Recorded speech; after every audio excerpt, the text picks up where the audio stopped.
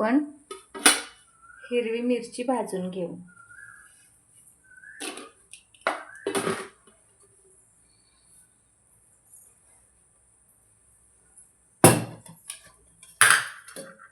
त्याच्यामध्ये थोडंसं तेल टाकू.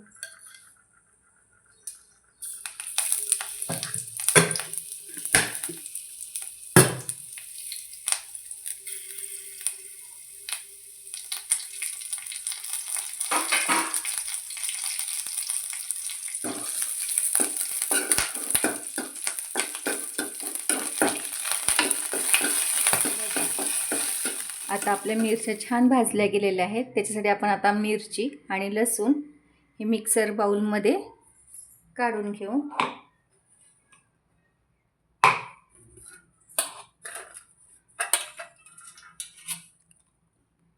लसूण,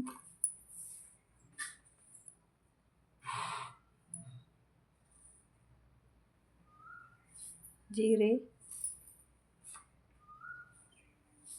आणि थोडं मीठ.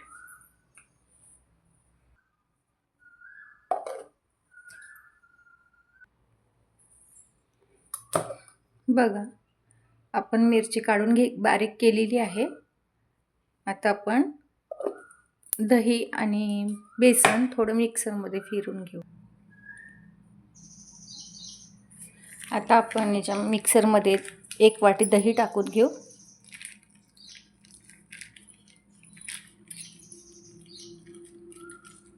आणि दही छान आंबट असलं तर कढीला स्वाद पण छान येते. आंबट कढी खूप छान लागते. हे मी काल आणलेलं दही होतं, त्याच्यामुळे थोडं आंबट झालेलं आहे. आता आपण याच्यामध्ये 2 चमचे बेसन टाकू. डाळीचं पीठ 2 चमचे.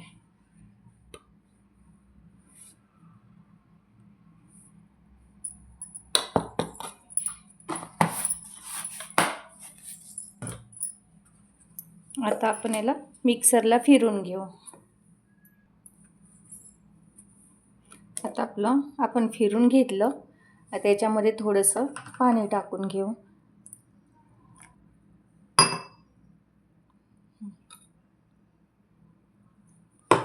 हे मिक्सरला फिरवल्यामुळे याचे काय दह्याच्या जे गाठी असतात, बेसनच्या गाठी असतात, त्या पूर्ण मिक्स होऊन जातात आणि आपलं दही आणि कढी पण छान होते.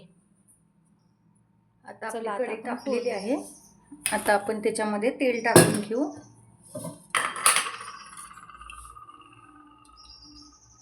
कढी थोडी जास्त असल्यामुळे मी तेल 3 चम्मच टाकून घेतले.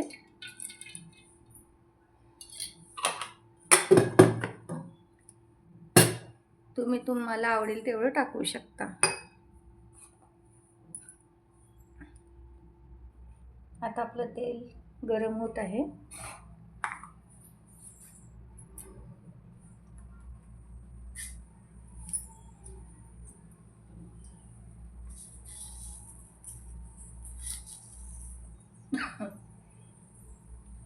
आता आपण 1 चम्मच मोहरी टाकून घेऊ.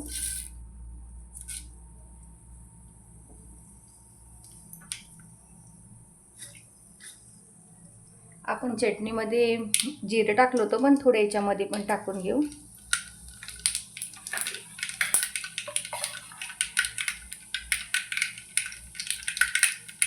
आणि याच्यातच आपण मिरची पण टाकून घेऊ.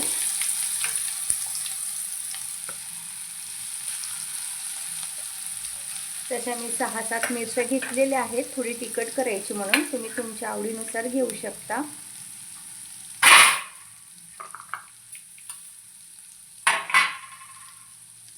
थोडेसे मेथी दाणे आहेत.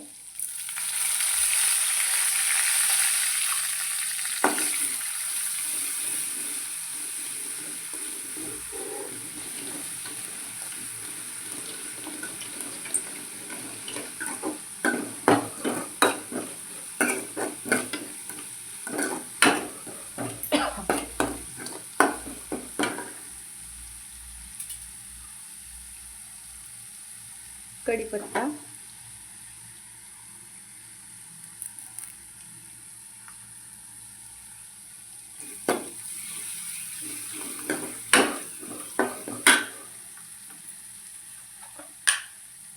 थोडासा हिंग,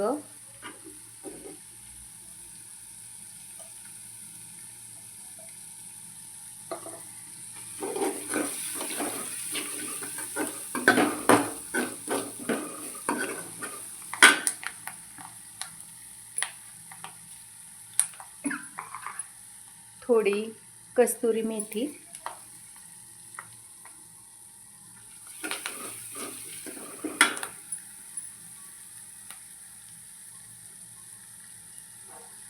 थोडी हळद,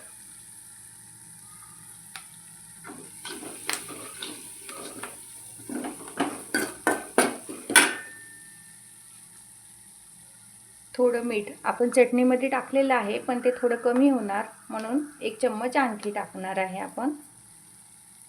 कढी जास्त असल्यामुळे त्याला तेवढं मीठ म्हणजे कमी होणार म्हणून मीठ जास्त टाकलं. तुम्ही तुमच्या आवडीनुसार टाकू शकता.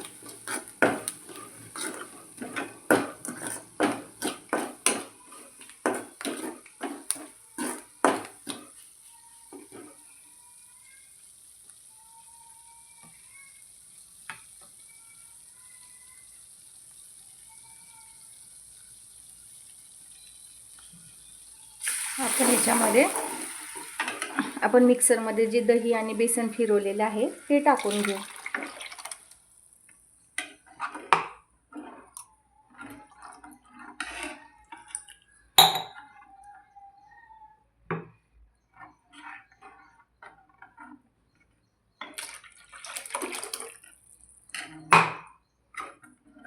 माझ्या इथं कोथिंबीर नसल्यामुळे मी टाकलं नाही. थोडा कोथिंबीर पण टाकून घ्यायचा.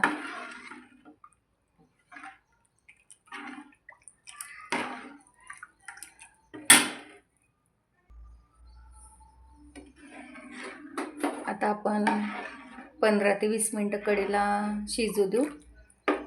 याला छान उकळी आली की आपली कढी समजणार आपल्याला शिजली म्हणून. आता आपली कढी शिजलेली आहे.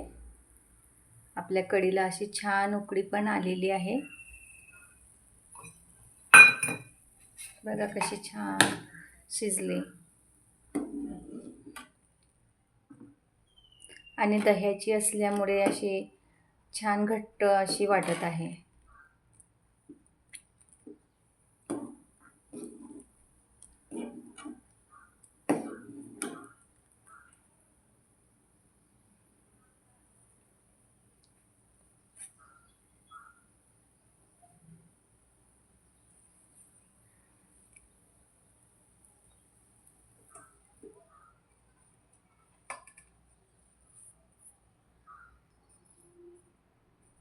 बघा तर आपली कढी कशी झाली आहे.